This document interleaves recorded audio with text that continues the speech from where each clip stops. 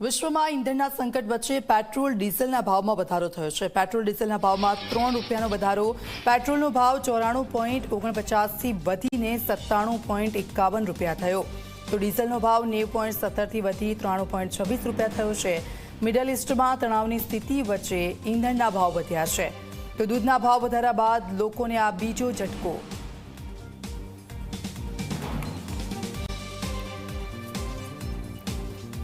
તો આપ જો પેટ્રોલના જે રીતના ભાવ વધ્યા છે, કેટલો ડિફરન્સ છે। પહેલા ભાવ વધારો લાગુ થયા પછી આપણે કેટલા ચૂકવવા પડશે। પહેલા કેટલો ભાવ હતો, તો અમદાવાદમાં 94.49 રૂપિયા હતો ને હવે એ વધીને 97.51 રૂપિયા થઈ ગયો છે। સુરતમાં 94.51 રૂપિયા હતું પેટ્રોલ અને હવે તે ભાવ વધારો 97.50 રૂપિયા થયો છે। વડોદરામાં 94.16 રૂપિયા પેટ્રોલ હતું પહેલા અને હવે તમારે 97.14 રૂપિયા ચૂકવવા પડશે। રાજકોટમાં 94.31 રૂપિયા પહેલા હતું પેટ્રોલ અને હવે 97.29 રૂપિયા તમારે ચૂકવવા પડશે। ગાંધીનગરમાં 94.69 રૂપિયા પેટ્રોલ હતું અને હવે 97.68 રૂપિયા તમારે આપવા પડશે। ડીઝલમાં કેટલો ભાવ વધારો આવ્યો છે તે પણ જોઈએ, શું ડિફરન્સ છે। તો અમદાવાદમાં પહેલા 90.70 રૂપિયા ડીઝલ અને હવે 93.26 રૂપિયા થઈ ગયું છે।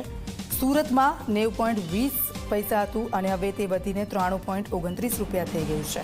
વડોદરામાં 89.82 રૂપિયા ડીઝલ પહેલા હતું અને હવે 92.91 રૂપિયા તેના થઈ ગયા છે। રાજકોટમાં 89.99 રૂપિયા ડીઝલ હતું અને હવે 93.7 રૂપિયા થઈ ગયા છે। ગાંધીનગરમાં 90.36 રૂપિયા ડીઝલ પહેલેનો ભાવ છે અને હવે આપે 93.45 રૂપિયા ચૂકવવા પડશે।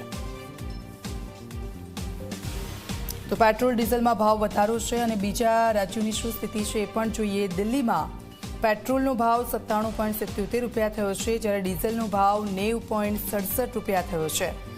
મુંબઈમાં 106.68 રૂપિયા પેટ્રોલ છે, તો 93.14 રૂપિયા ડીઝલ છે। કોલકાતામાં 106.68 રૂપિયા પેટ્રોલના છે અને 95.13 રૂપિયા ડીઝલના છે। તો ચેન્નઈમાં 103.67 રૂપિયા છે પેટ્રોલના અને 95.25 રૂપિયા ડીઝલના છે। આજે ફરી એક વખત પેટ્રોલ અને ડીઝલના ભાવની અંદર વધારો છે તે થયો છે ને જે રીતના રાજકોટમાં પેટ્રોલનો ભાવ જે 94.31 રૂપિયા હતો તેમાં 2 રૂપિયા અને 98 પૈસાનો વધારો થઈ અને 97.27 રૂપિયા છે તે પહોંચ્યો છે, જ્યારે ડીઝલનો ભાવ 89.99 પૈસા હતો તેની અંદર 3 રૂપિયા અને 8 પૈસાનો વધારો થતાં 93.7 રૂપિયા પહોંચ્યો છે। કેટલા રૂપિયાનો વધારો થયો છે અને કેવી અસર પેટ્રોલ અને ડીઝલના ધંધા ઉપર જોવા મળી? આમ જોવા જઈએ તો આજે રાતથી મધરાતથી સવારના 6 વાગ્યાથી પેટ્રોલ ડીઝલમાં બંનેમાં 3 રૂપિયાનો ભાવ વધારો આવેલ છે। આમ જોવા જોઈએ તો પબ્લિકને ધારણા હતી કે 5 થી 10 રૂપિયા જેવું વધી શકે, પણ એની સામે અત્યારે હાલ પૂરતો 3 રૂપિયાનો ભાવ વધારો થયો છે, તે જોતાં થોડીક રાહત છે। પ્રધાનમંત્રીએ જે રીતના અપીલ કરી ડીઝલ અને પેટ્રોલ વાહનોનો ઉપયોગ ઓછો કરવો, માસ ટ્રાન્સપોર્ટનો ઉપયોગ વધારે કરવો, તો એનાથી કોઈ ધંધા ઉપર અસર પડી કે પેટ્રોલનું વેચાણ ઓછું થયું હોય અથવા તો લોકો એની વાત માની હોય?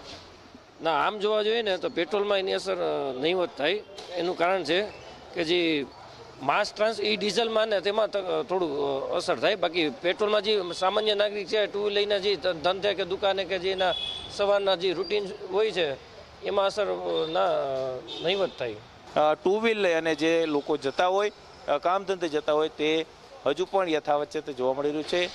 વૈશ્વિક રીતે યુદ્ધની અસરો છે તે હવે ધીમે ધીમે તમામ જે દેશની અંદર જોવા મળી રહી છે ને ભારતની અંદર પણ હવે જે રીતના પેટ્રોલ અને ડીઝલ જેવી જે વસ્તુઓ છે તે મોંઘી છે તે બની રહી છે ને તેને કારણે લોકોના જનજીવન ઉપર અસર પડતી અત્યારે જોવા મળી રહી છે।